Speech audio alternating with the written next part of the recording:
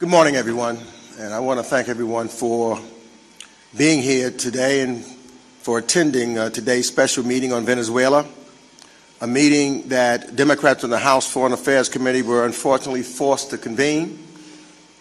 And this is because despite our numerous requests to the committee majority, Republicans have held no public hearings with administration officials on Venezuela in this Congress. No hearings during the months of this administration's illegal bombing of boats in the Caribbean and Pacific to purportedly stop drugs from Venezuela, though the country is not a primary source of cocaine or fentanyl entering the United States. No hearings in the run-up to the unprecedented military intervention into Venezuela earlier this month that Congress did not authorize, and the chaos since, or what comes next.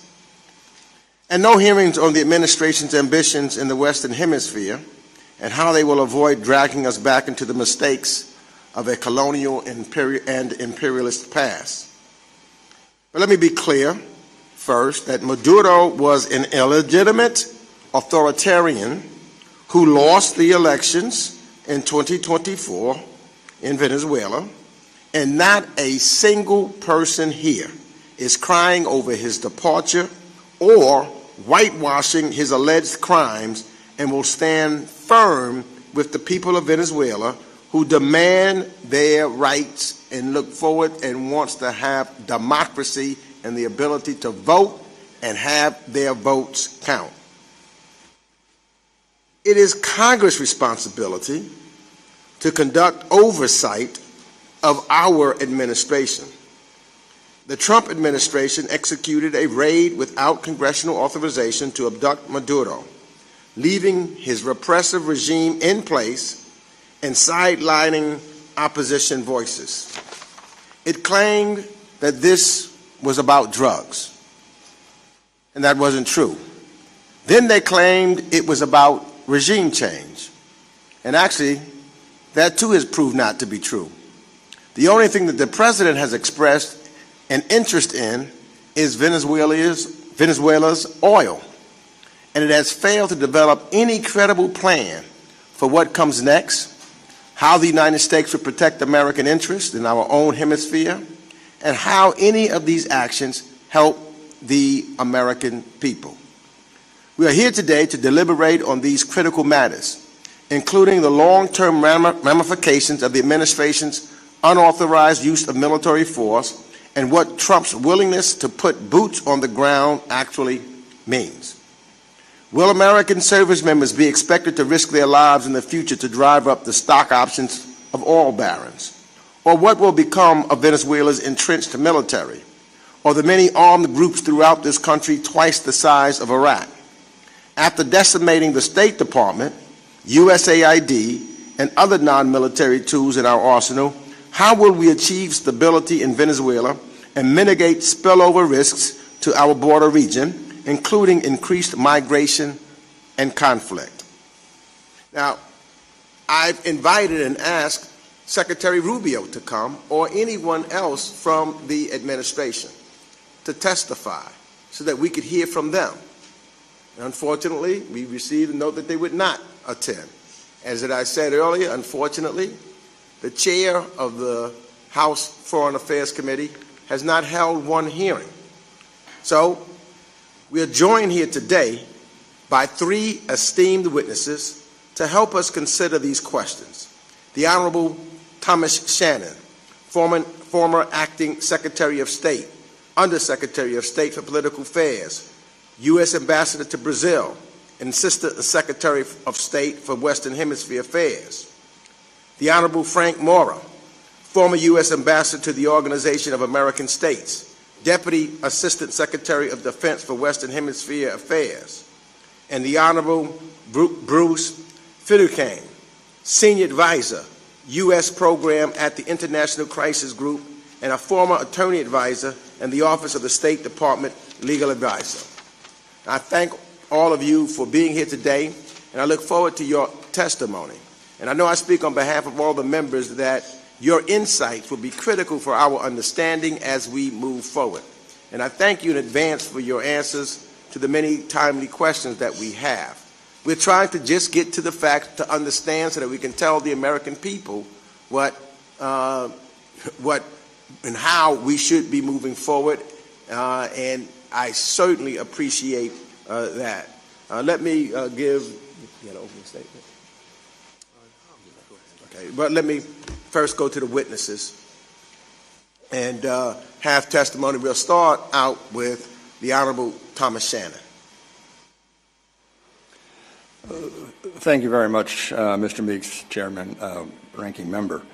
This is a tremendous honor. I appreciate the chance to be with all of you today, and especially with my colleagues, Frank and Brian, great Americans both, who have served our country with great distinction and honor over time, and continue to care deeply about the trajectory of American power in the world. My comments will be brief. The purpose is really to get to all of your questions and comments. Let me start by saying that the military raid in Caracas and the taking of President Maduro from Caracas to the United States has been characterized as a law enforcement action.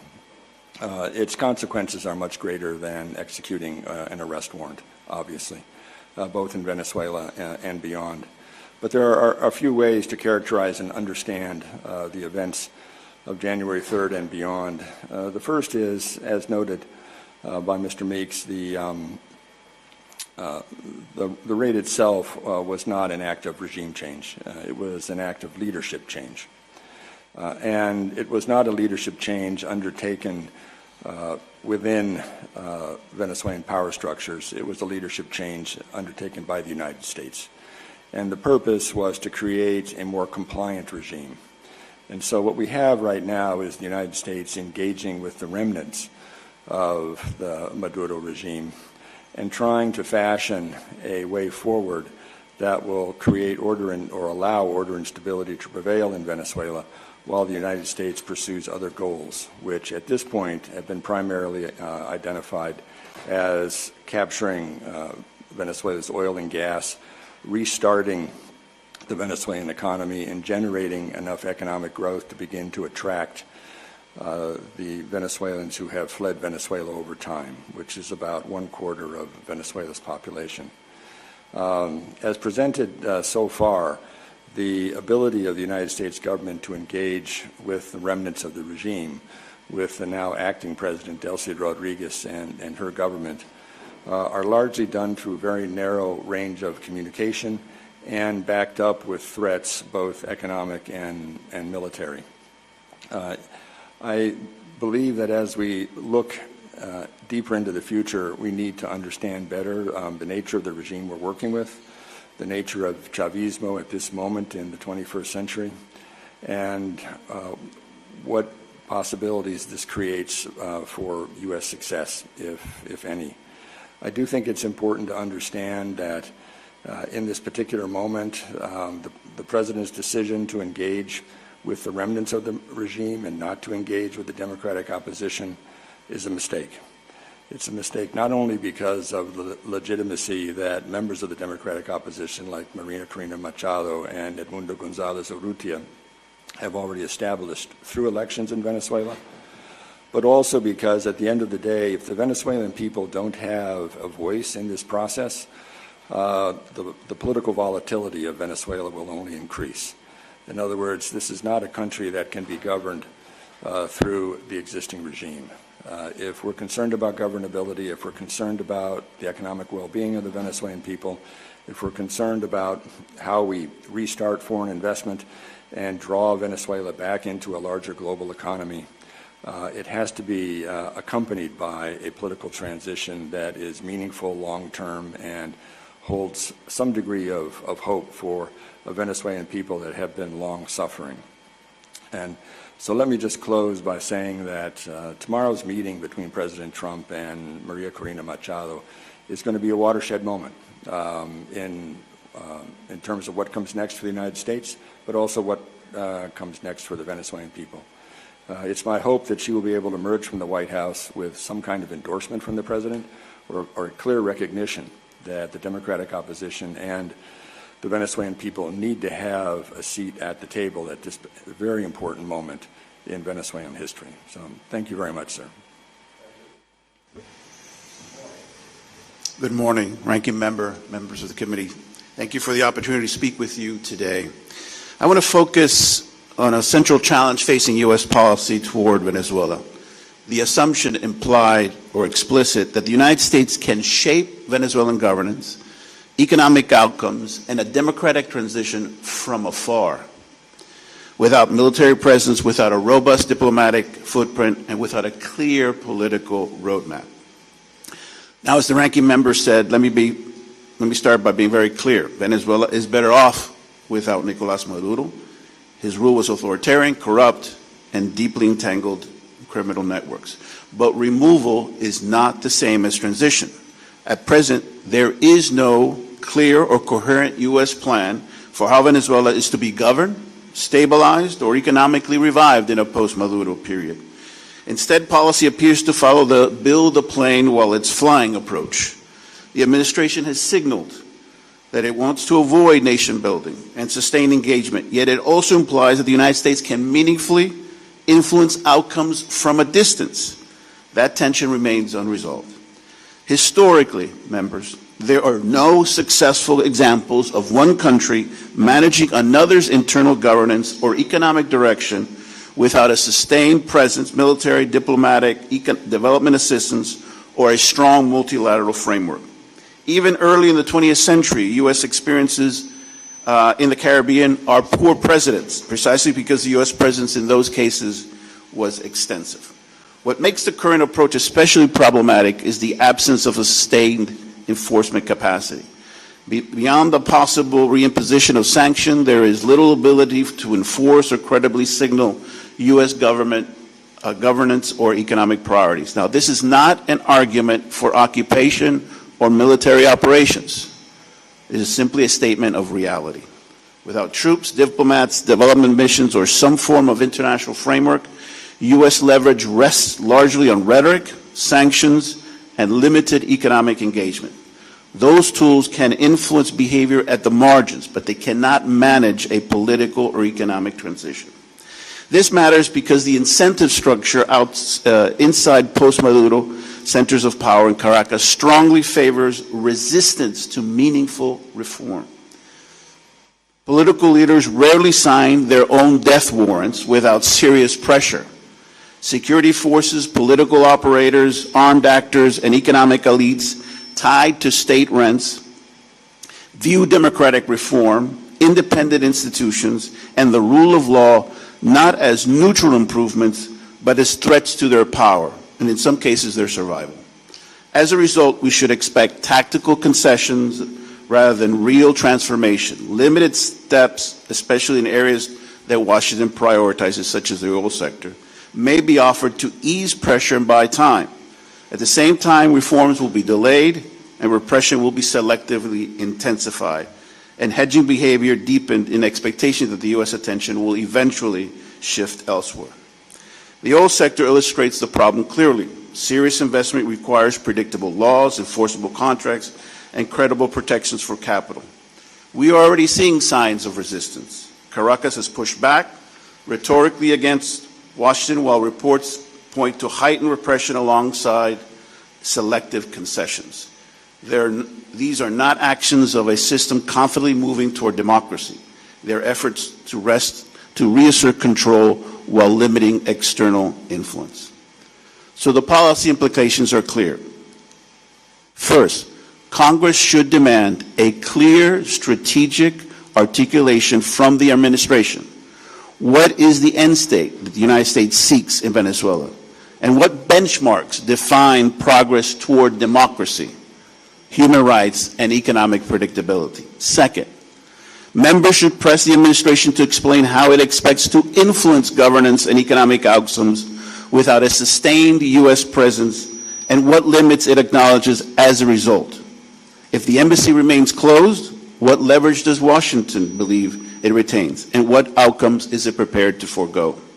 And finally, Congress should insist that support for democracy, human rights, and Venezuelan societal political agency remain the organizing principle of U.S. policy, aligned with the demands expressed by Venezuelans themselves, not short-term stability or access to resources. Venezuela has an opportunity to move beyond authoritarianism, but without a realistic assessment of power, incentives, and limits, we risk mistaking leverage for control and aspiration for strategy. Thank you. Thank you, Ranking Member Meeks. Members of the committee, I welcome the opportunity to speak with you this morning. As you have heard, before joining the International Crisis Group, I was an attorney advisor at the U.S. Department of State, where I advised administrations of both parties on issues relating to the use of military force and war powers. My remarks this morning are informed by that experience. The weight of expert opinion and my own view is that the U.S. attack upon Venezuela was a usurpation of Congress's war powers under the U.S. Constitution and a clear violation of international law. The question now for Congress is what it does to reassert its own prerogatives and indeed constitutional responsibilities with respect to the use of military force to foreclose further unauthorized military action by this administration. As you are aware, the U.S. Constitution assigns the power to declare war and related war authorities to the Congress, okay? And it does so for very good reasons that remain relevant today as ever. It is precisely because going to war is one of the most consequential decisions that this country can make that the framers of the Constitution assign this to the collective decision-making of the legislature to be informed by public debate and deliberation rather than leaving it to the whims and preferences of one man. But this does not leave the country undefended. Of course, the President is Commander-in-Chief under Article 2 of the Constitution, but his authority is limited to use unilateral force in that capacity only to repel sudden attacks upon the United States, okay? Obviously, the attack upon Venezuela was not to repel a sudden attack upon the United States, nor even an imminent threat of one. Further, it had obviously no congressional authorization. As such, it implicates the 1973 War Powers Resolution, okay, which Congress enacted to reassert its own constitutional role with respect to war and peace. This 60-day clock for removing U.S. armed forces from hostilities under the War Powers Resolution was triggered, and in my view, that clock continues to tick. Okay, U.S. armed forces remain in a state of confrontation in the region, and the administration has repeatedly threatened additional military action against Venezuela, military action without congressional authorization. In my view, the attack upon Venezuela was a clear violation of international law. That is Article 2.4 of the UN Charter.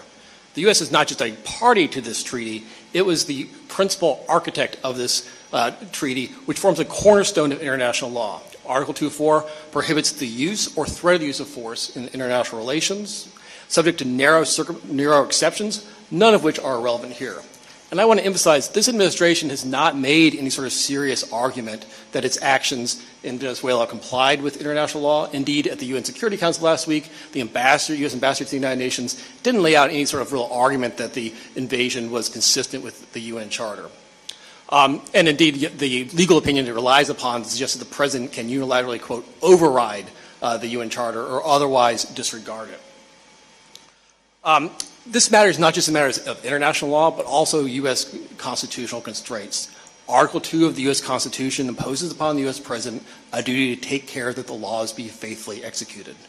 Those laws include not just the Constitution and statutes, but also treaties, including the UN Charter. At a minimum, faithful execution forbids blatant violation of the UN Charter.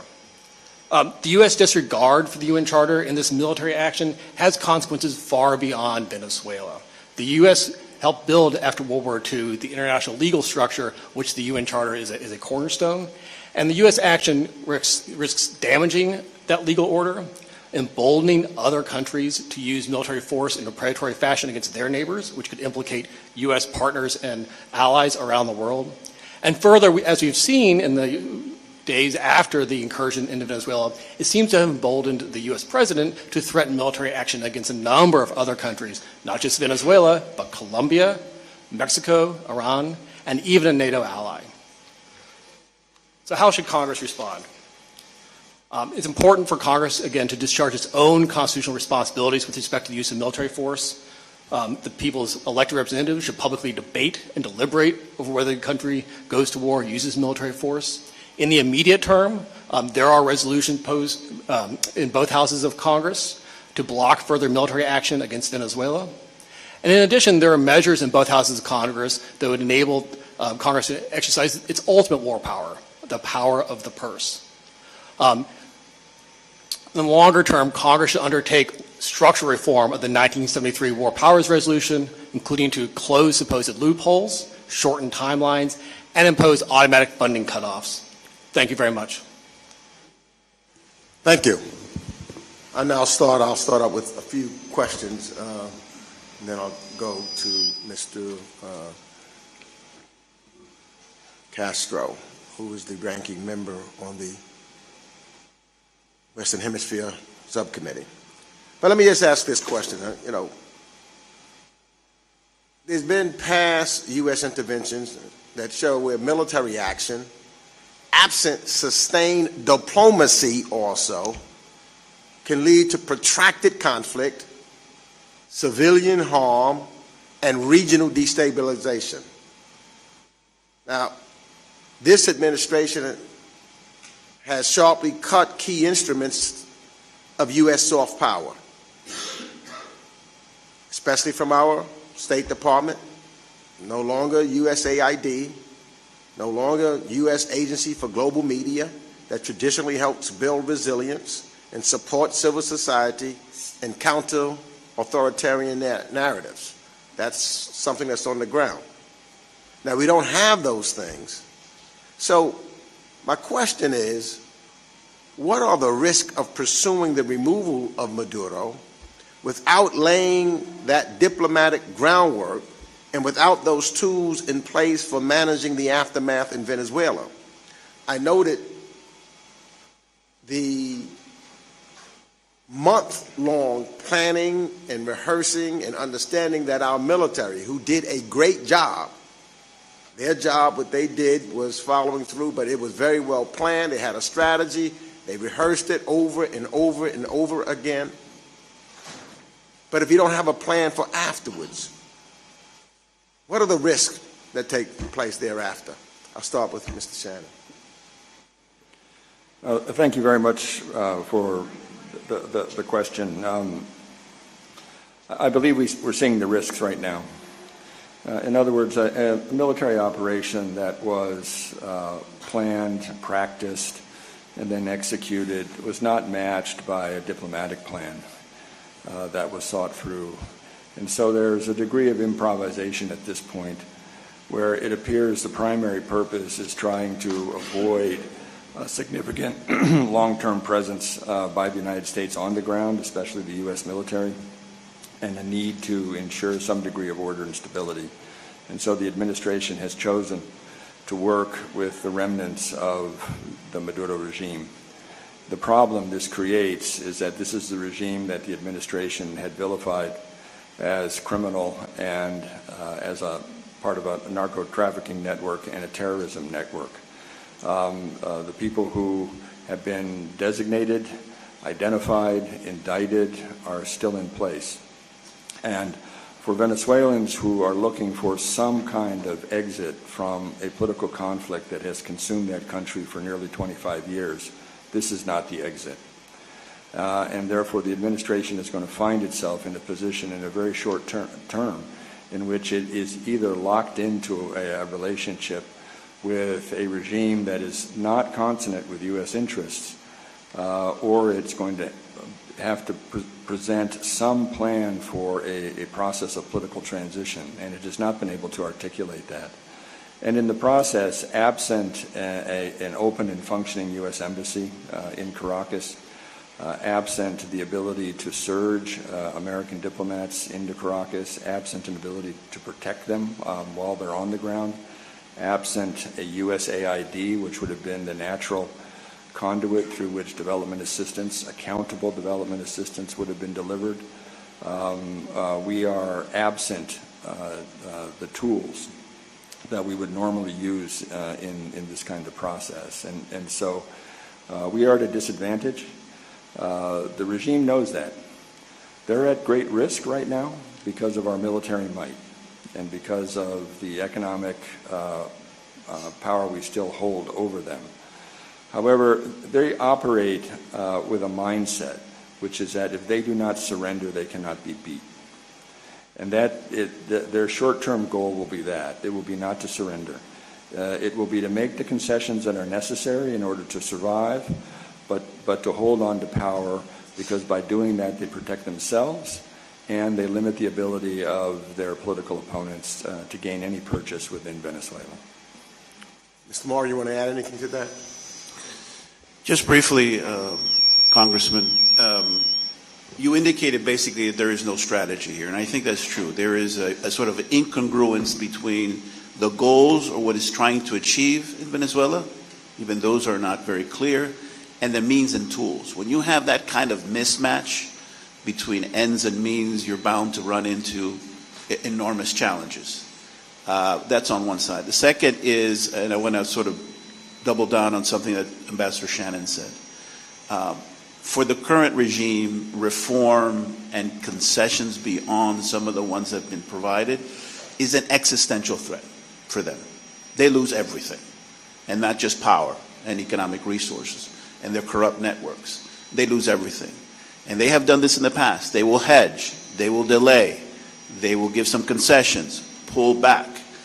They will continue repression. We've seen in the last few days, Congressman, that the regime has heightened the levels of repression. Even as they're releasing some political prisoners, they're intensifying the wave of repression.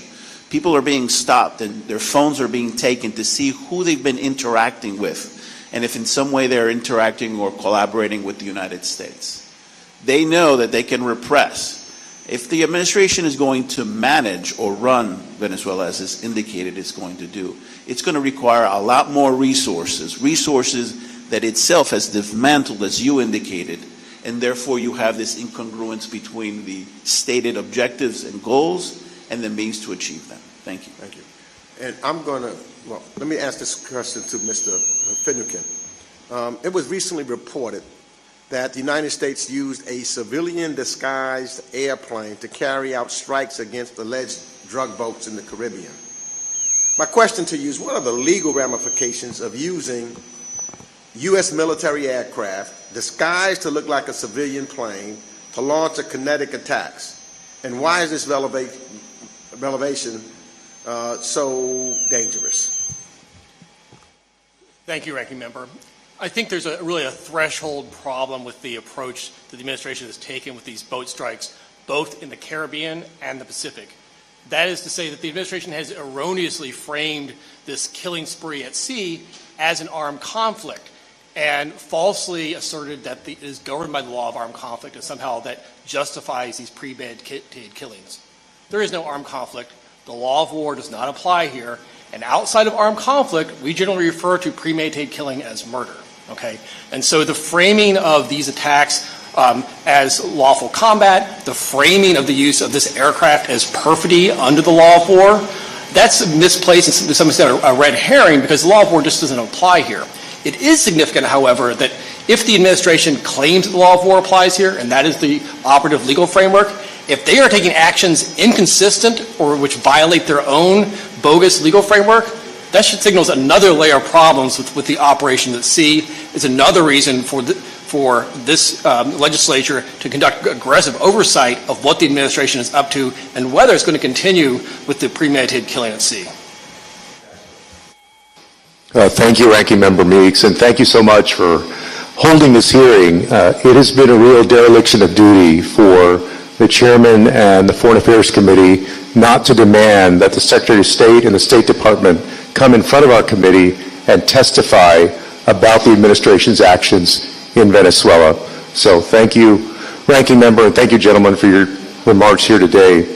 Mr. Finucane, I wanted to ask you a question because I know that you worked in the Office of Legal Counsel at the State Department. The administration has made a case for war with Venezuela that has significantly pushed the envelope on the authority that a president claims.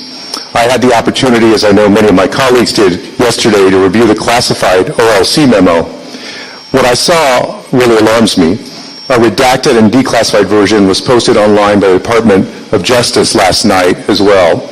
And what do you see as the implications of this memo? Well, one of the most troubling implications and serious implications is there is an assertion in this Department of Justice memo that the president can override or otherwise disregard international law, including the UN Charter, because it doesn't bind him. As I mentioned in my opening remarks, that is inconsistent with the U.S. Constitution, which requires the president to take care that the laws be faithfully executed, as well as establish that those laws include not just statutes and the Constitution itself, but also treaties, including the UN Charter. That was the understanding of both the Roosevelt and Truman administrations and the Senate that provided its advice and consent to that treaty. So that's a pretty significant implication. More broadly, this opinion, it frames this operation as a law enforcement operation, and somehow that authorizes the use of the military in this dramatic fashion. Okay, but this is not framing it in these terms is misleading, as Ambassador Shannon said at the outset. Okay, this is a massive military operation in Venezuela. I have participated in joint law enforcement military operations, the planning and execution and the analysis of those. This is unlike any of those that I participated in, and unlike those that are even referenced in the opinion itself. And I would also say that while the Department of Justice and aspects of the administration, elements of the administration may frame this as a law enforcement operation, the president himself has not used that characterization. He's been very outspoken that this is about the oil. Well, thank you. I have been concerned for the last few years and have made remarks in committee, both in this committee and in the Intelligence Committee, about folks laying the groundwork for military action in Mexico. And President Trump, of course, over this past year, has ramped up that rhetoric, including after the strike on Venezuela. He's also alluded to strikes against Colombia, Greenland, Mexico, and perhaps others. What do you think that this portends, this action in Venezuela portends for war with Mexico or Colombia or other places? And then before you all answer real quick, and Mr. Mora, you know the long history of U.S. intervention in Latin America. And post-Cold War, I think we kind of took stock of lessons learned about some of the mistakes that we made, including supporting some very abusive dictators during that time who abused their people and who harmed their people. There was a long period of Latin America of mass deaths, of disappearances, of civil wars, of violence, of mass migration to other countries in Latin America and to the United States. And this strikes me as a return to those days and a possible example of 21st century imperialism. So what does this portend for war with other places?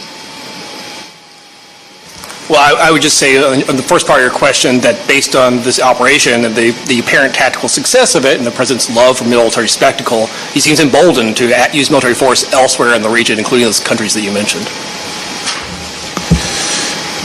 Yes, thank you for the question, Congressman. At the end of the Cold War, there was a consensus that was built, a bipartisan consensus in the United States and in the region in support of democracy, human rights, and the rule of law. And there were a number of policies and inter-American instruments, like the Inter-American Democratic Charter, that institutionalized that commitment on the part of the region and the United States, bipartisan, to promote democracy, human rights, the rule of law, and markets. Democracy, as you know, has been weakening across the hemisphere. And I think what this administration is doing is, in a sense, trying to institutionalize, if you will, root this idea that our commitment to democracy is no longer a U.S. policy. The national security document makes that very clear, that we are not going to be promoting issues of democracy and human rights in the region.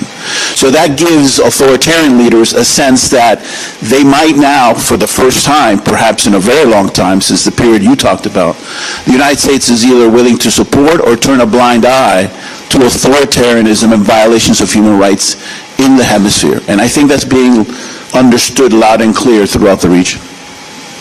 Thank you. Are you a bank recommend? Thank you, Ranking Member. Oh, yeah. Yeah.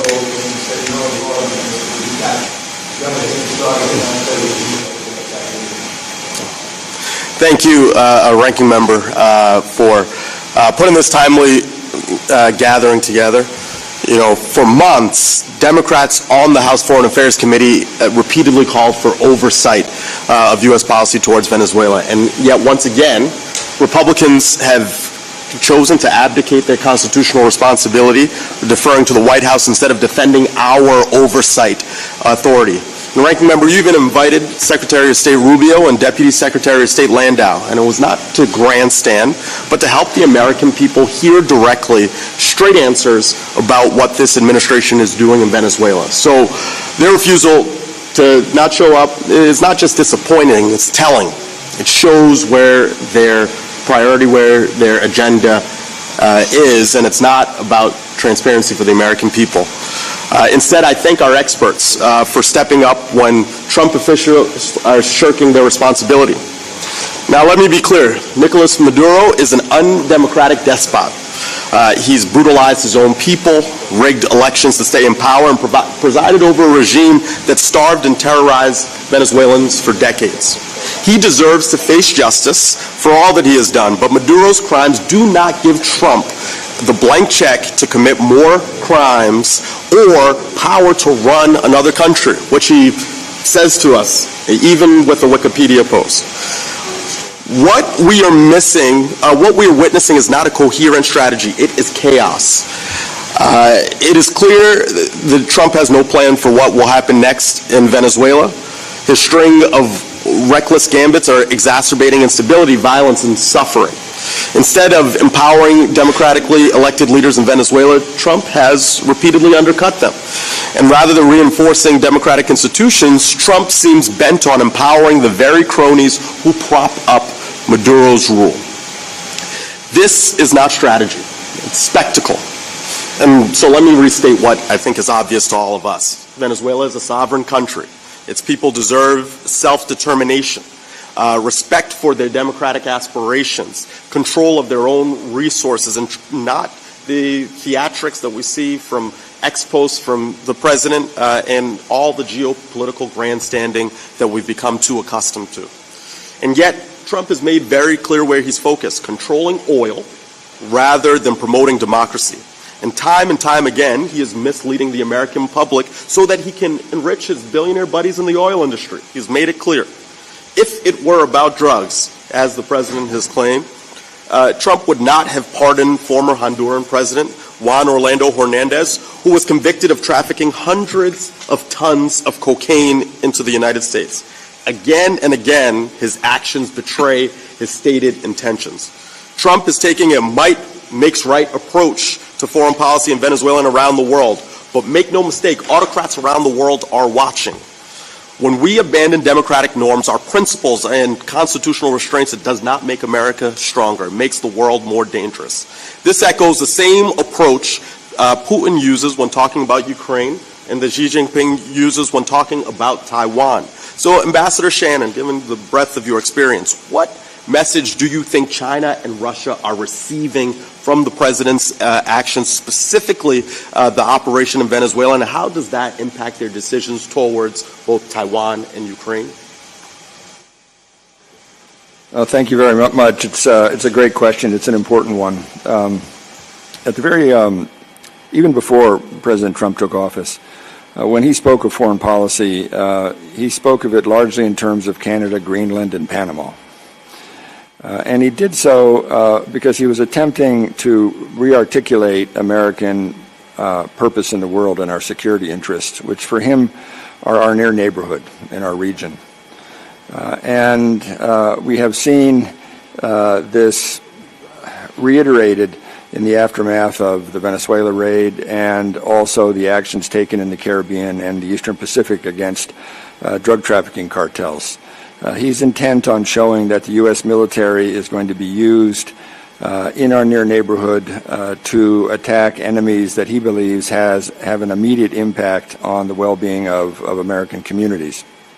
And as he does so, he has also approached both Russia and China as adversaries who have regional interests and ambitions that he believes need to be understood and respected. And in this regard, he is reshaping American foreign policy into one of spheres of interest and influence, as opposed to a global engagement by the United States in building political and economic processes that are designed to promote democracy and generate wealth and distribute wealth through the world, and create a world in which the United States can operate in peacefully and with prosperity. And in so doing, I think both the Chinese and the Russians hear echoes of their own thinking and believe that this is a United States that they're going to be able to work with in terms of affirming their own interests and their own purpose in their so-called spheres of interest and influence. The problem this is going to create for us is that we have overlapping alliances and partnerships that don't accept this sphere of influence view of the world, that don't accept that Russia or China or any other great power should have a degree of control or influence over them just because they're close to Russia or China or distant from the United States. In fact, one of the attractions that the United States has held for many countries around the world is that we provide not only support for political autonomy and for the political independence of these nations, but we also, through our economy, through our trade, through our investment, give them an opportunity to leapfrog out of whatever region they happen to be in order to engage with the larger global economy. And the shrinking of the United States, the intention of the administration to reshape the U.S. from a global hegemon into a regional hegemon, I believe is a bad portent for the world we're going to find ourselves living in. So, in summary, more chaos as a result of these actions. With that, I yield back. Thank you, Ranking Member, and thank you for having the hearing, which should have been done with the full committee. I'm concerned that the actions of the new self-proclaimed acting president of Venezuela, President Trump, are built on prevarications and lies. We can talk about, whether Maduro's a bad guy, whether he isn't, but the lies and the evasiveness and the misleading that's being done, not just to Congress, but to the American public, is first and foremost in my mind. This isn't about drugs. It isn't about lethal fentanyl, because it's not coming from Venezuela. It's not about cocaine coming here. Most of it is headed to North Africa and then to Europe, where the cost of cocaine is $80,000 a kilogram versus $28,000 here. The incentive is to push that to Europe. And it's certainly not about drugs when he pardons a drug dealer like Juan Orlando Hernandez, who's convicted of 400 tons of cocaine. And it's not about the boats that are akin to the boats I see outside of Cape Cod, recreational boats, 30, 35 feet. That's what they're targeting. And these are extrajudicial killings that are occurring there around those boats.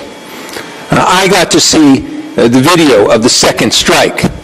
The American public should see the video of the second strike. Every other primary video has been released. There's no security interest that prevents the American public from seeing. Again, misleading the American public about the actions that are there. They said it wasn't about regime change. They lied to this Congress time and time again, saying this isn't about regime change. All the while, months in planning to the detail of a replica building where Maduro was living so they could plan the extraction and the military action, yes, military action, taking him out of there. There's no consent to go in there. There's no self-defense factor. There's no authorization from the Security Council of the UN. Indeed, they're moving forward. And what I'm worried about now, with 20% of our military assets parked outside this area, where we're losing soldiers who are being killed in the Middle East, redeployed there and sitting there at a cost that they won't even share with the American public or even this Congress of doing that. My concern is, what's the next step here? And what I want to ask you is, with your background, I'm really concerned. We're moving in an embassy there. We're going to have to secure that embassy with American military protection and State Department protection. We're going to be dealing with a government where we're not on the ground, and yet I want all of you, just jump in whenever you can. I am so concerned about our troops having to be deployed there, because this is a tinderbox that's occurring there. You've got internally, you've had this before the Americans came in.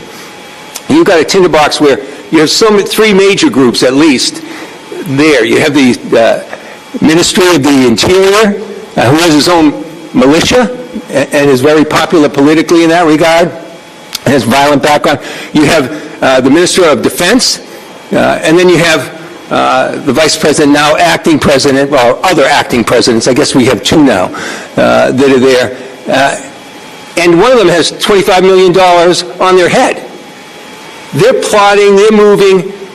If there's any kind of interaction there, which is almost predictable, how is the U.S. going to come in and intervene without troops on the ground, without risking our young men and women in the military?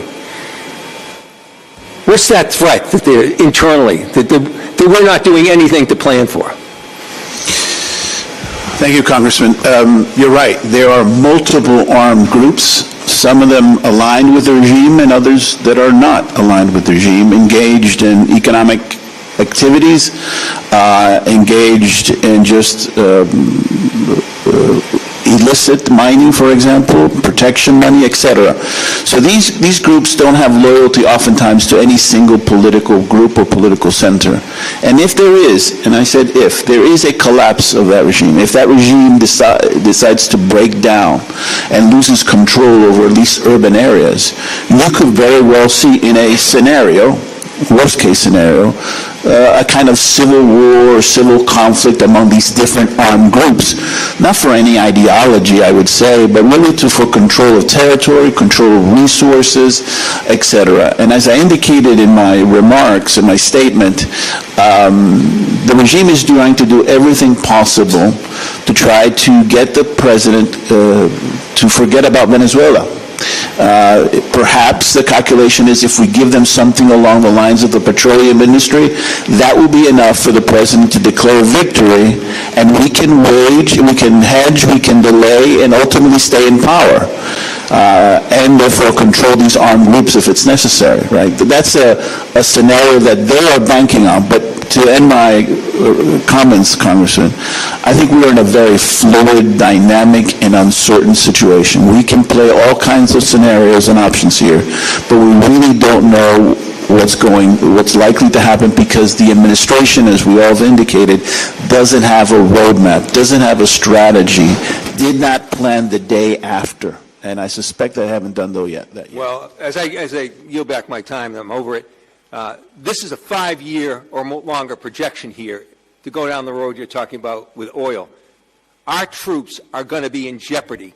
And mark my words, the threat of them being drawn in is very serious. And all the while, we're being misled. The American public's being misled. I yield back. Thank you, Chairman Meeks, for calling this special hearing. I'm going to start out with a very obvious fact. If Donald Trump's Venezuela operation was good for America, why are Republicans afraid to talk about it? Why are Republicans afraid to have any hearings on it? It's because they know Donald Trump's Venezuela operation has been a disaster.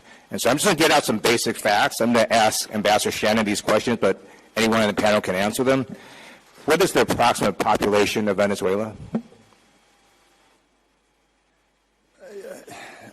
28 to 30 million people, right? 28 to 30 million. Okay. PBS issued a report that said about 80% of that population lives in poverty. About 8 in 10 Venezuelans live in poverty. Would you agree with that? I would. Okay. And you have roving armed militias running around Venezuela. Is that correct?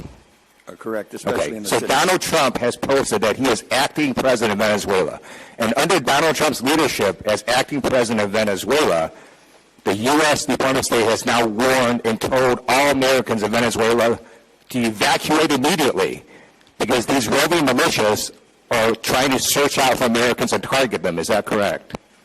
It's a very dangerous environment, yeah. Can you say that again? It's a very dangerous environment, yes. Okay. But the U.S. leadership issued a public warning telling Americans to leave Venezuela immediately. Is that correct? That's my understanding, yes. Yeah, okay. Now, Venezuela's infrastructure also sucks. Is that right? That's a technical term, yes. Okay, yeah. so The oil industry has reported that the pipelines in Venezuela are aging and needs significant repair. Is that correct?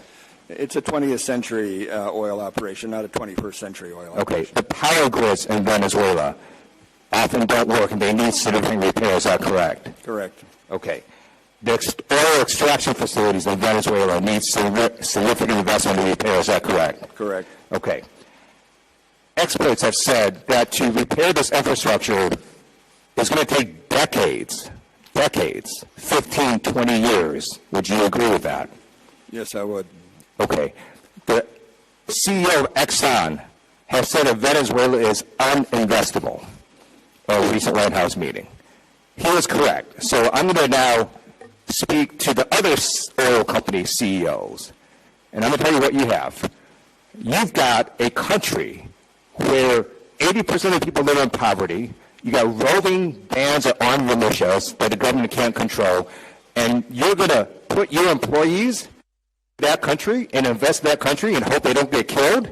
That's crazy. But in addition, you're going to need 2 decades of investment to make this even work out.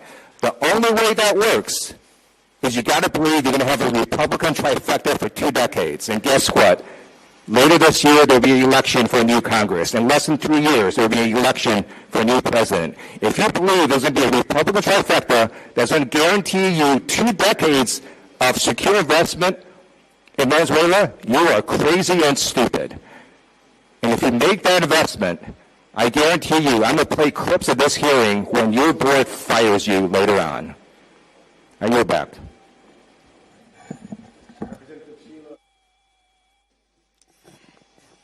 Thank you so much for having this hearing, Ranking Member. And I represent South Florida. This issue is very personal for us. Many of us in our community, we're used to seeing the price of dictators and authoritarian countries, and we're not living in a fantasy that removal of Maduro automatically changes what happens in Venezuela. In fact, we actually know it actually gets worse. My family comes from Haiti, and I remember growing up as a young child, hearing about how my favorite aunt was arrested and beaten up. I would hear stories about my uncle who was outspoken, who was murdered by the following regime. And it seems for us to have real change in Venezuela, we need a real thought-out plan. And I haven't seen a thought-out plan, which we talked about, but also not living in the fantasy. We know that this commitment is going to take more than 5 to 10 years. It can actually take decades. And if it is not done correctly, we could be looking at a country that is another failed state and that the narco traffickers actually grow. So I wanted to dive into what is the state of play right now in Venezuela. Who is on the ground? What are some of the organizations who are there? And from your knowledge, have they been surrendering or submitting to this administration?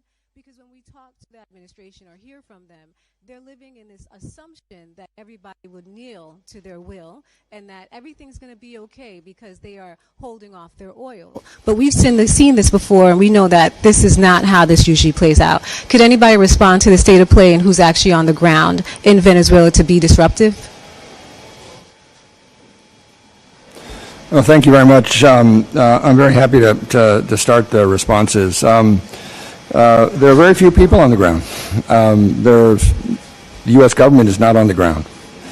Absent Chevron, there are no U.S. oil companies on the ground. I don't believe there are any U.S. oil service providers on the ground at this point in time. And there are, there are some entities that work on issues related to crisis management and political transition that have Venezuelans on the ground working with them. So there's some understanding of the dynamic on the ground. But the truth of the matter is, aside from the few diplomatic missions that are still present in Caracas, there is no structure to engage with the Venezuelan government, engage with the democratic opposition, engage with the business community, engage with civil society to understand the context in which we're operating right now or what comes next. And this is worrisome because it means that the Trump administration has to work through a regime or a government that it has already vilified.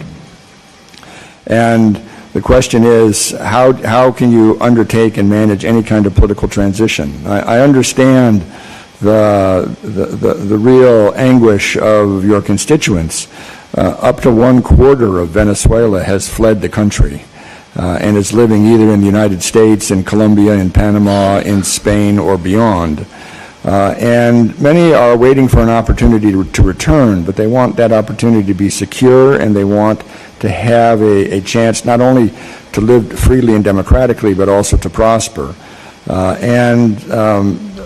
We don't have a transition plan that points in that direction at this moment. Approximately how many years do you think that it would take to have a successful Venezuela? And I ask this because you're right. Everybody who left Venezuela has this dream of going home, just like my parents and my family has. And they've had this dream of going home to Haiti now for 50 years. And I've seen many of them pass away, never attaining that dream of going home.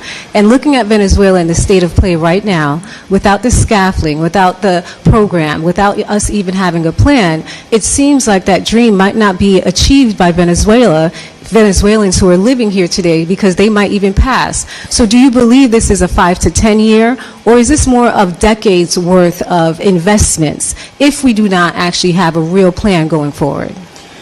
Well, Hugo Chavez was elected in 1999, and the political conflict that we have been viewing really emerges in the early parts of the century. So we've had 25 years of political conflict in Venezuela. That has had an economic impact that is worse than most wars would have, which is what leads to so many people fleeing.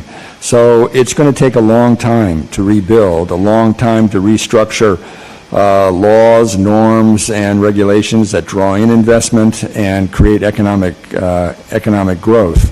However, Venezuelans are remarkable people, and they have an ability to respond to chaos and catastrophe and find a way forward. But what they need is a measure of hope. What they need is a belief that they have a voice in what their future is going to look like, and it's not going to be imposed on them either by a regime or by a foreign government. And this is what worries me at this point, because we have not laid out anything that's going to give them hope that they can go back to their country to rebuild it. In other words, I don't think they're waiting for the rebuild to be done, and then they're going to kind of parachute in after 25 years or whatever. I think if they're given an opportunity to begin to rebuild now, they'll go back. But that's what they need. They need a vision. Well, I pray that this administration will work with this Congress so we can actually put a plan together, and that the Venezuelans can actually achieve their dream of returning home. Thank you.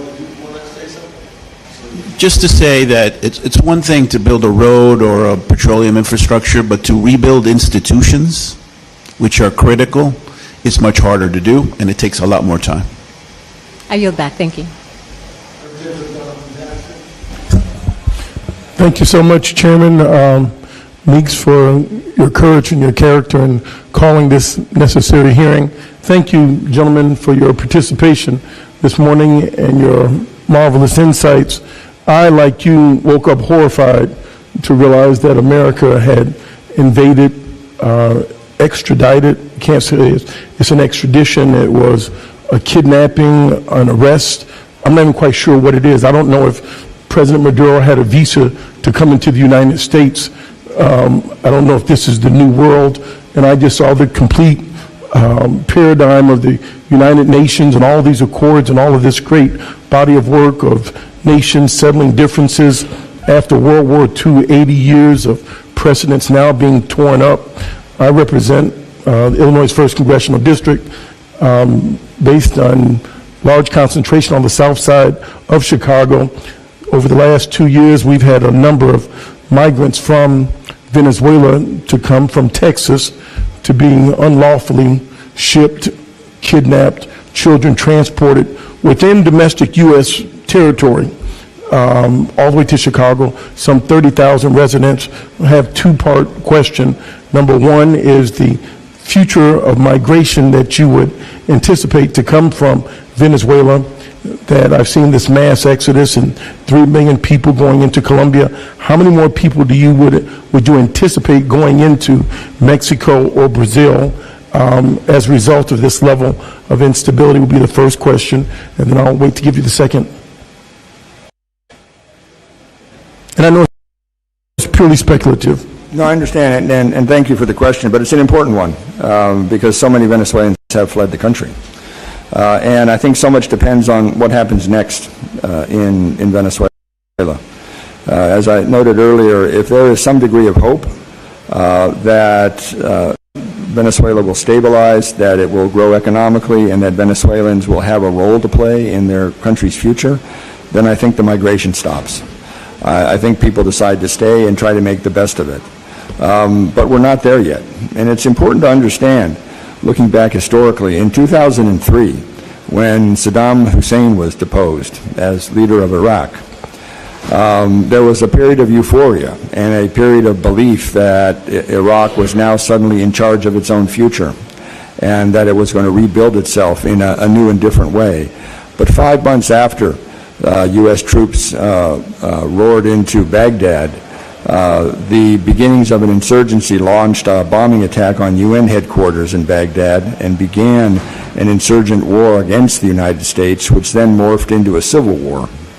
And that has had consequences that have generated significant migration in Iraq and beyond.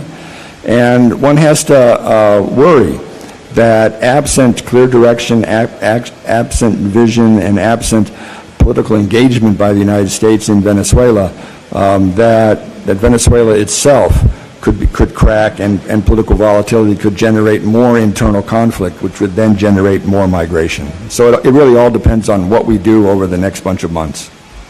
Thank you. Congressman, yes, there's an expectation problem here, Congressman. I really don't think that time is on our side. I think the Venezuelan people inside the country and outside the country have huge expectations that this will lead to democratic transition soon. The Economist just published a poll this morning, or maybe it was yesterday, where it indicated that a majority of Venezuelans within Venezuela expect an election within 6 months. My question is, when that does not happen and people become disillusioned and frustrated, will they leave the country? Or will they stay? It strikes me that with all this conversation that we've had, that the administration has had, and working with the current regime, that there's no conversation about the role of the Venezuelan people in all this, right?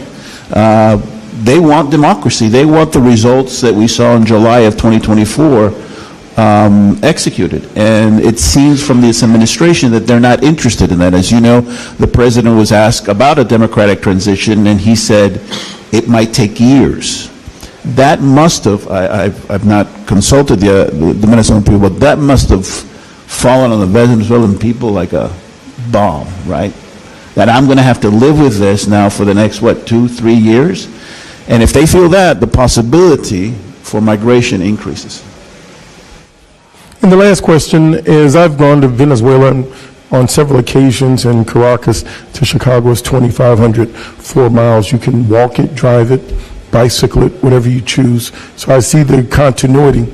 And my concern about the oil companies, and I was a bit insulted to see the President Trump, Chairman Meeks, he tells on Air Force One in an interview the other day that he didn't like the answer from the CEO of Mobil Exxon, so he will exclude him.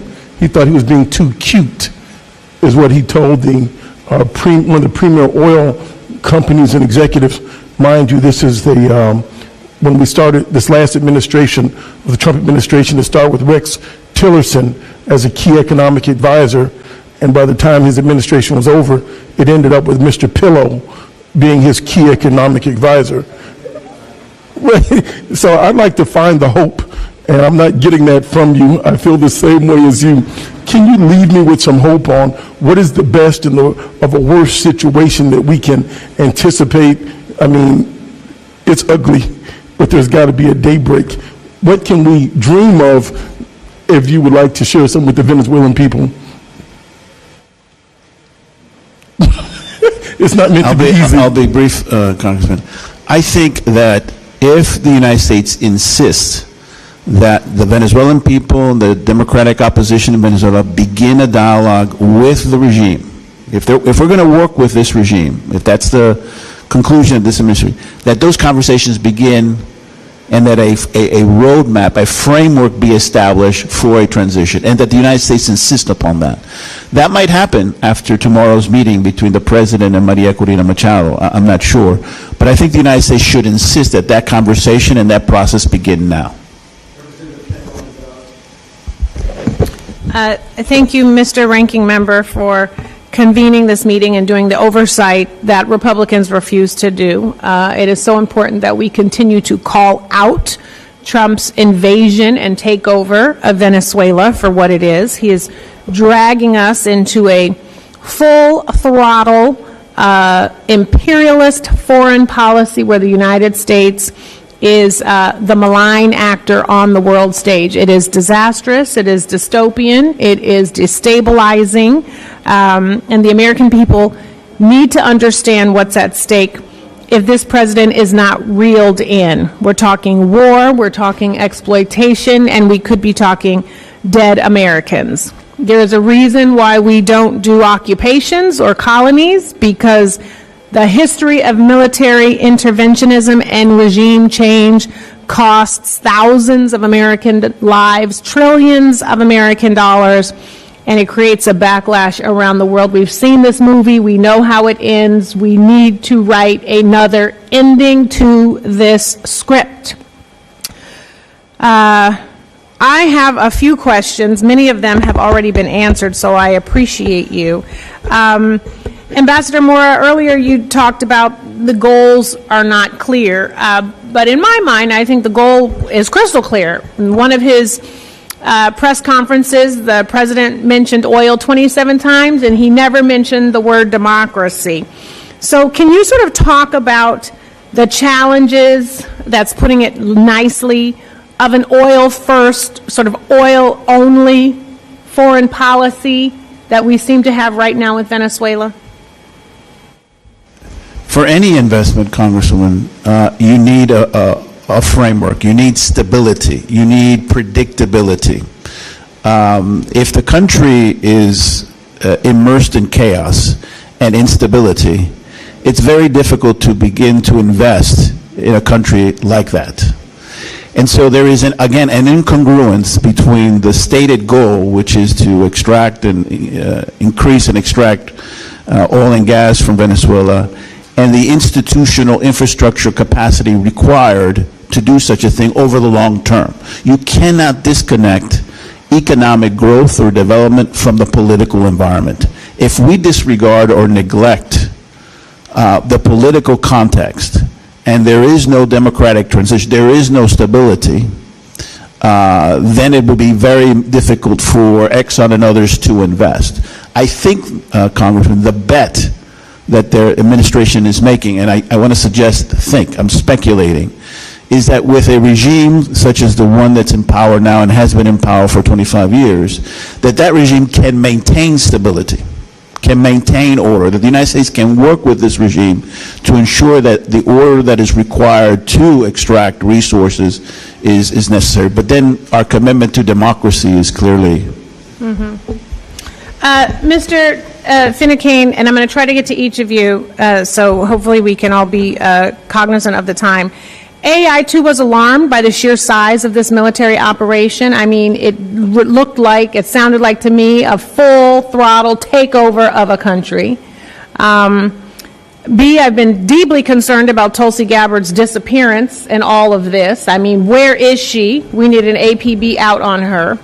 And C, incredibly concerned at how DOJ is now maneuvering the charges and what they're like trying to figure out what's going to stick, because I believe they already know this is wrong. So can you just sort of, what does this say about the legitimacy of this entire operation, A, but also given the DOJ's decision to prosecute Maduro on a four-count indictment that excludes the chief justification for this airstrike being the FTO designation.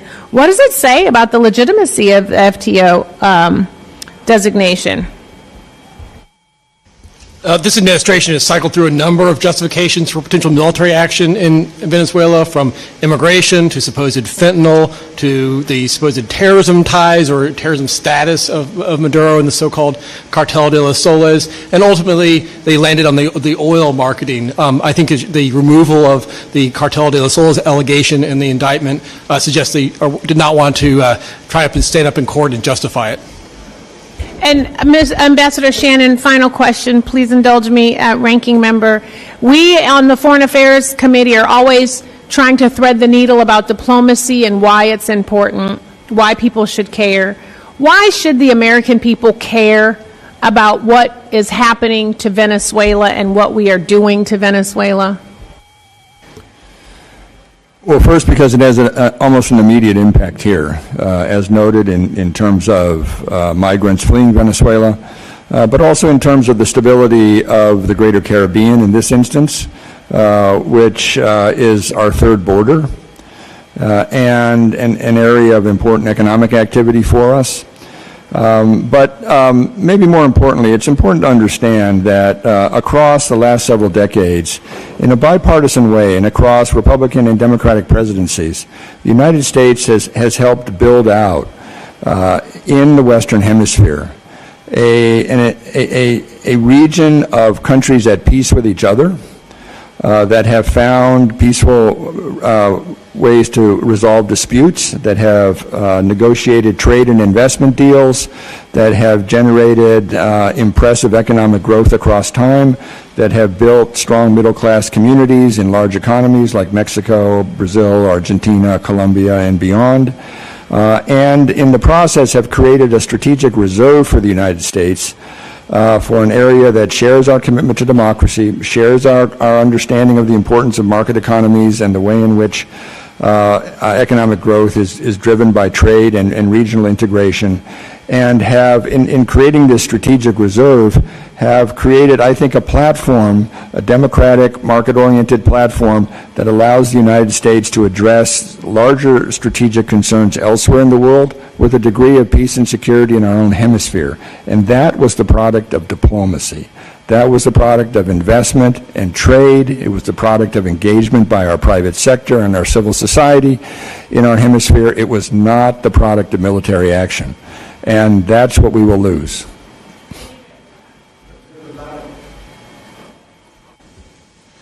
Thank you, Mr.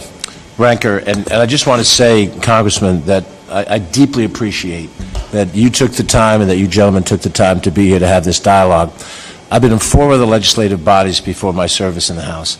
I have never seen a committee structure that avoided the major issues that needed to be discussed.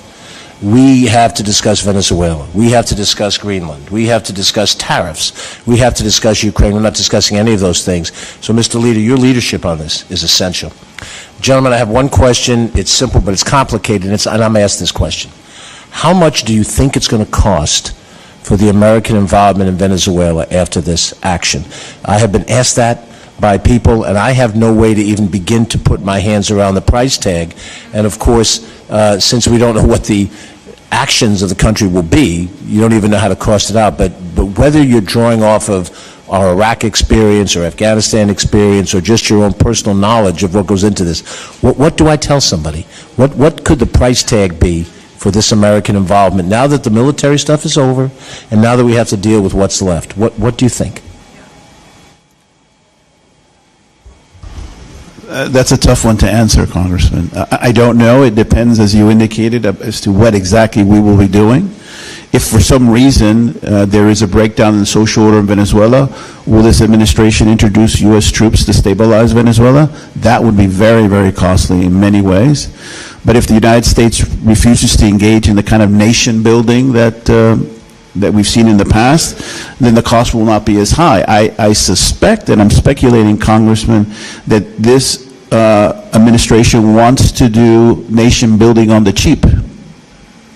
And you don't do that. As I indicated in my statement, you can't engage in what seems to be their objectives by not engaging, by not having a presence there. So they have to decide what is it exactly they want in Venezuela, unless, as I indicated, they're thinking that they can basically extract from this regime what they want from an economic standpoint, while the regime is able to maintain order. So we've been complicit in supporting a regime that we consider to be illegitimate.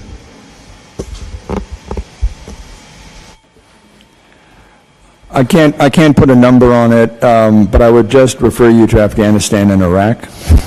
And although we don't currently have troops on the ground and we don't have the structures in place that we attempted to build in Afghanistan and Iraq, we might find ourselves driven in this direction. And so that's an outer boundary.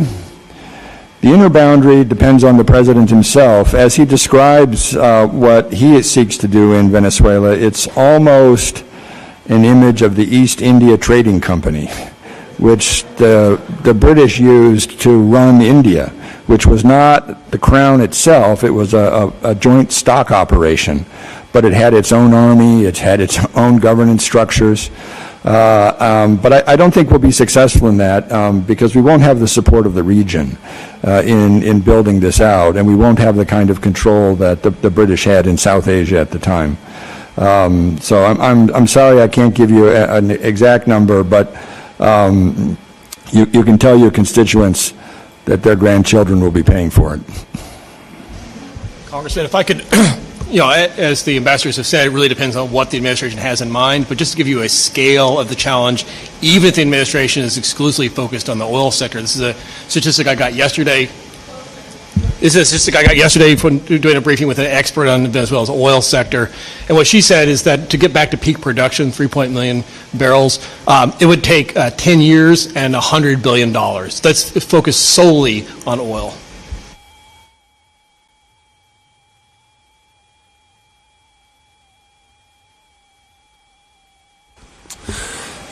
Thank you very much, Ranking Member Meeks, for holding this very important conversation. I will begin by joining my colleagues in expressing my profound disappointment that the majority still to this day has refused to bring the Trump administration before Congress to provide the American people with the transparency they deserve on an issue that is critical to our national security. I'll echo Representative Liu. If this is such a good thing for America, why are we hiding from it? So again, thank you, Mr. Ranking Member, for your leadership in convening us today. Before I get to the specific issue at hand, I want to take a step back and look at the bigger picture and some of the conversation around costs and oil a little bit. Data from the nonprofit and nonpartisan Economic Policy Institute tells us that last year was the worst job creation numbers in America for a non-recession year in 2 decades. Credit card debt is at record highs. Homelessness is at record highs. Americans are paying significantly more for energy, for childcare, for groceries.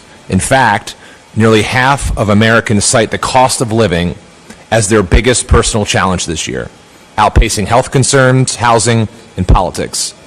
Failing to make good on its promise to lower costs on day one, the Trump administration has instead blown through hundreds of millions of dollars on a military operation without congressional authorization, and more alarmingly, as we've discussed today, no plan for what happens next. Even before the capture of Maduro, reports indicate that the naval blockade of Venezuela alone has already cost American taxpayers roughly $700 million, and that tab grows by about $9 million every single day. That $700 million could have been used to provide a year of food assistance for nearly 350,000 Americans, annual rental assistance and services for more than 80,000 American veterans, annual comprehensive Medicaid-style health care coverage for nearly 90,000 Americans. So my question to start to Ambassador Shannon and Mora, I'm just curious first how this spending compares to humanitarian and development work USAID and the State Department historically have done in Venezuela. And can you talk about why the State Department's and USAID's work in Venezuela and its work around supporting civil society and democracy has been so cost effective?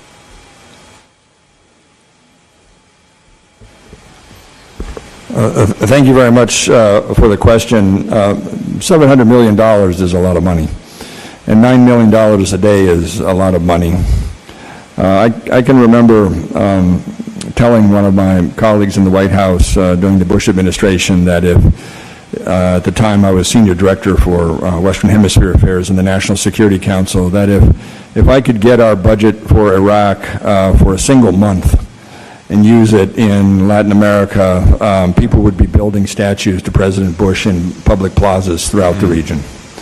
And I can tell you that if this kind of money were used to teach people English, to give them trade skills, to get jobs, to provide potable water, to ensure mother and child health, to address any of the immediate and necessary development needs that the United States has been addressing across decades, the political impact would be significant, and we wouldn't need military interventions. That's more. I think it will be more expensive in the long term, depending on what the administration decides to do, Congressman. Because in many ways, as the ranking member and others have said, we have dismantled all our many of our tools like USAID and others who could have been very helpful now in Venezuela in helping to reconstruct, provide technical assistance, institutional support. We do not have that tool. So I'm not sure how the president plans to, he says, rebuild Venezuela. How is he going to actually manage the finances of Venezuela? The State Department, as you know, has lost about 1,300 members.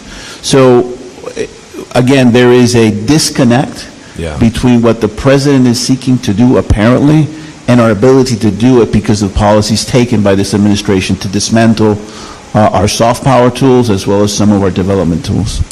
Really powerful responses there. Thank you both for that. Just really incredible the ways in which we've missed opportunities through other means to better utilize that money, not just in Venezuela, but throughout the world, and also the ways in which we are ignoring the needs of the American people in the process, too. So I really appreciate your presence and your response here. And with that, Mr. Chairman, I yield back. Thank you very much, Mr. Chairman, for holding this hearing. And I think we all lament that the full committee of which we are members of has not sought to thus far provide the oversight that this committee is supposed to on all things that involve foreign relations with our country. Thank you, our panel here. I don't want to retread ground that's already been covered. I mean, we all agree that Maduro was bad news, and thankful that the U.S. military, with their expertise, were able to remove this guy and his wife, but still the regime is there, and still what we've learned is that it wasn't about drugs and it wasn't about regime change, but it's about oil. And I don't understand, because the fact is that you're not going to reduce the price of especially this high viscosity oil that is difficult to extract, has a limited market value, and energy companies in the United States, around the world, and our allies in the Middle East, this isn't no secret. They have no interest in driving oil prices below $60, $70 a barrel, period. There's no profit motive once you do that. And I know from my folks out in California, Chevron, they who have the biggest tentacles here in Venezuela, have had all sorts of issues and loss of money along with Exxon. And I can guarantee you they're not going to be willing to make the investment without certain guarantees by this administration and this president that ultimately is going to involve security, a lot of money, and putting risk of American lives. That's the bottom line if this policy is to be pursued.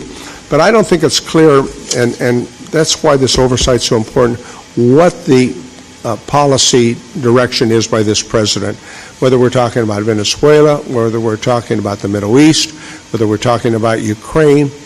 Why? Because he's acknowledged it on several occasions. He's operating on instinct.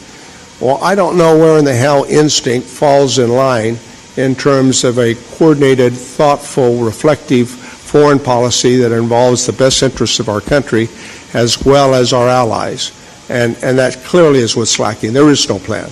There's no plan. It's improvised day to day based upon what shiny object he can detour, based upon how he perceives the political world he's living in. That's the bottom line. So let me ask you, under lessons learned, I spent a lot of time with some of my colleagues with our involvement in Iraq and Afghanistan, and I think there's a lot of lessons to be learned there in terms of commitments.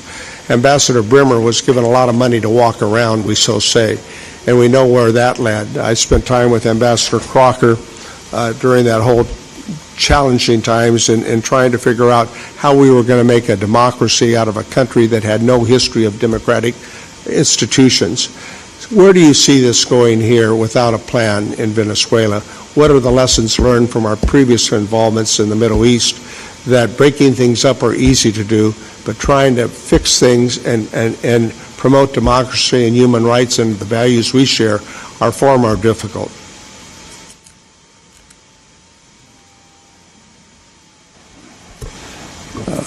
Thank you very much for the comment and the question, and I'll start by saying that Venezuela is a country over time that has been deinstitutionalized.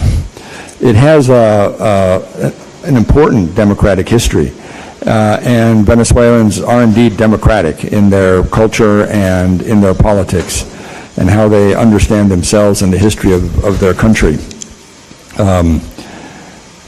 But the breakdown of institutions, the breakdown of political structures and parties, and the increasing use of repression by the regime has created a vacuum, a political vacuum in the country that has to be addressed. And it can only be addressed through a reconciliation process internally and through democratic processes. And that's all what's lacking here is a plan. And there is no plan for this. And getting not only the Congress to buy into this plan, but the American people. Correct. And it's why it's so frustrating here. And it's why I think we have to continue to shine the light on the involvement here and around the world. What is Americans' policy? It can't be on instinct based upon one fella down the road here on Pennsylvania Avenue. I mean, that's not how this process is supposed to work. It's worth comparing and contrasting the U.S. policy in Iran right now, because effectively what's happening in Venezuela is that the U.S. government is working with the regime that it's just removed the regime's leader, is working with that regime in order to maintain a degree of order and stability while it works out a plan. Whereas in Iran, it's egging on the Iranian people and telling them to go to the streets and that we're coming and that we'll protect you. They're very distinct messages. They're very different messages. And you have to ask yourself why. Well, those are the hard questions we're asking. I extended beyond my time. Thank you, Mr. Chairman. But I think the fact of the matter is that there is no consistent foreign policy by this administration. It's all emanating from one person, and it's all ad lib, the best that we can determine, and the American people are suffering the effects of it, as well as the rest of the world. Thank you, Ranking Member, and I share my colleagues' concern how troubling it is that the full committee is not having the benefit of this conversation. I feel privileged to be a part of it, but we, as members of Congress, and you have argued for this, we have a responsibility, especially in matters of war. So thank you for doing this. Ambassador Shannon, we were last together at the Gates Forum. It is lucky me to be with you again. Ambassador Mora, good to see you again. And Mr. Finucane, thank you all for your decades of service. I know we're here to talk about Venezuela and our actions there and our failure of planning and actions, but what is constantly ringing in my mind are the concepts of truth and thoughtfulness and our standing in the world. We are in such a precarious place when we cannot count upon this administration to tell the American people the truth or to say the same story today as they say this evening or tomorrow. So we're really up against it, and it troubles me greatly. It troubles my constituents. Ambassador Shannon, I was thinking about where you began, because it's literally what I thought about when the press conference began right after the strike. The President said in his opening remarks this was a military action, And then you saw Secretary Rubio say it was a law enforcement action. And they have been at odds with those messages over and over again. Why did you choose to start your testimony today, conversation with us really, about that characterization by the administration, not the president consistently, that it's a law enforcement action?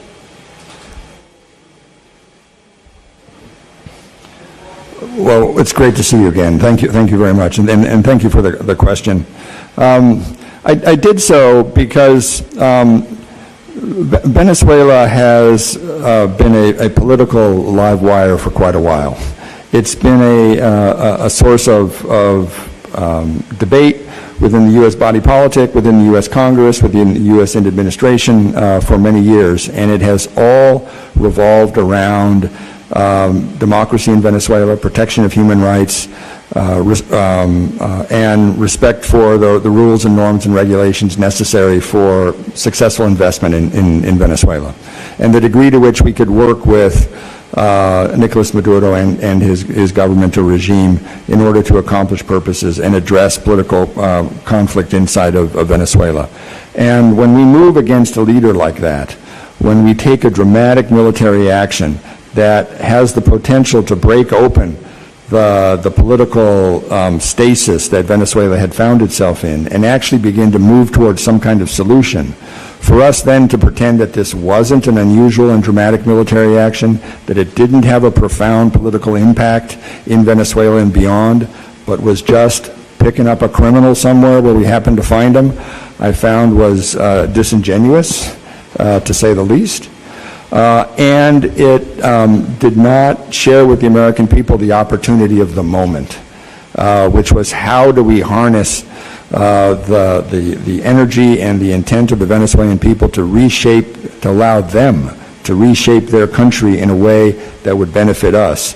Instead, we're stuck in a moment in which we are working with the very same people we just attacked.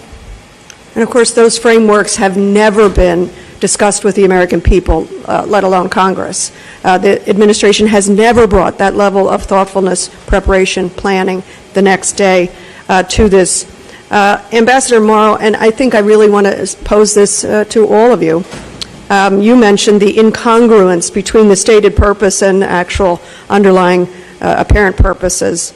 And I think about, Mr. Finucane, your talk, your understanding of what is legal and what is not. And thank you for raising those issues to us. We have a very important role to play. Maybe I'll say this to all of you. If you were inside this administration, based on your decades of experience, and I'm saying you're in this administration, with what we know about their ambitions and their planning and their thoughtfulness or their lack of it or their attention, what would you do to persuade them? And we'll just stay here because we could talk about Iran, we could talk about Greenland, we could talk about USAID. What would you do at this moment to persuade this administration to take a different course? As Ambassador Shannon indicated, Congresswoman, and thank you for your important question, what happens in Venezuela has regional implications, right? We cannot contain crisis in Venezuela just within Venezuela. It can spill over, it has spilled over. And so we need to be thinking, something that we've not talked about is how do we work with our regional partners to gain their support for a democratic Venezuela. And the second thing I would say, Congresswoman, is, as I said earlier, we need to think about how do we empower and we embolden the Venezuelan people so that they have agency, so that they have a role to play in their future and their destiny. We cannot dismiss the opposition. We can't say they're not ready for prime time.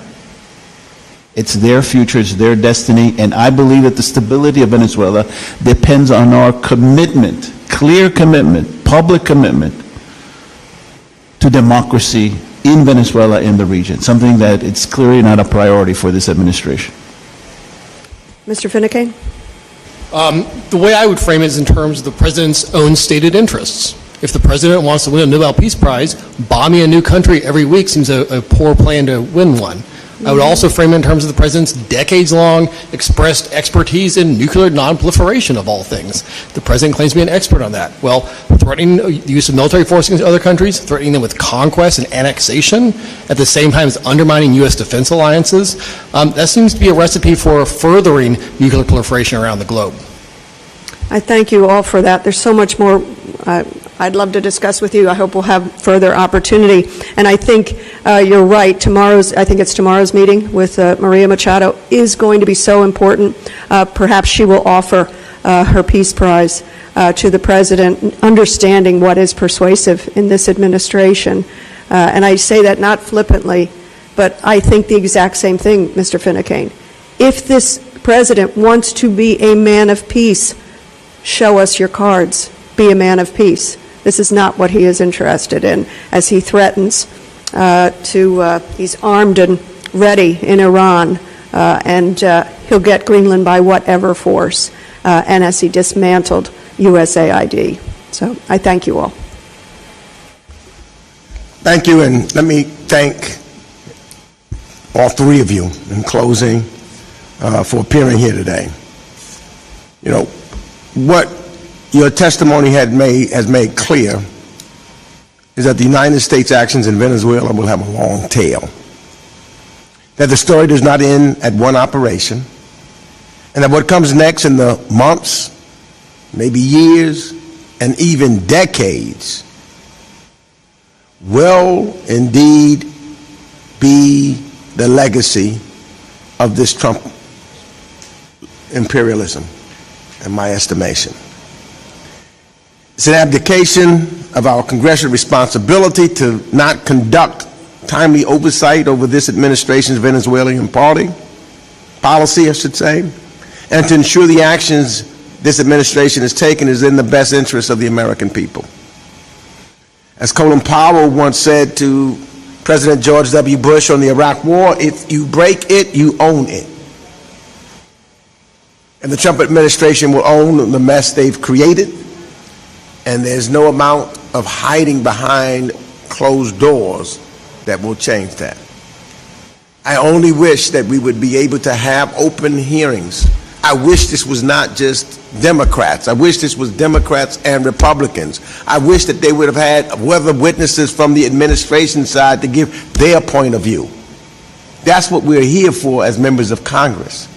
That is why it is important that we conduct our oversight responsibilities, because if there was no Congress, there would be no oversight.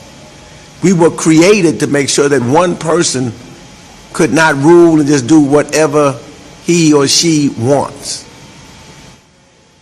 We are not the Duma of Russia. We don't want to be and make the same mistakes that some countries have made to allow a democratic country turn to an autocratic country. That's what Congress is all about. And your being here today is tremendously helpful. And I know all of the members that were here benefited from you and your testimony. Thank you for your service to our country. Thank you for what you do and continue to do every day. And with that, we'll adjourn this shadow hearing.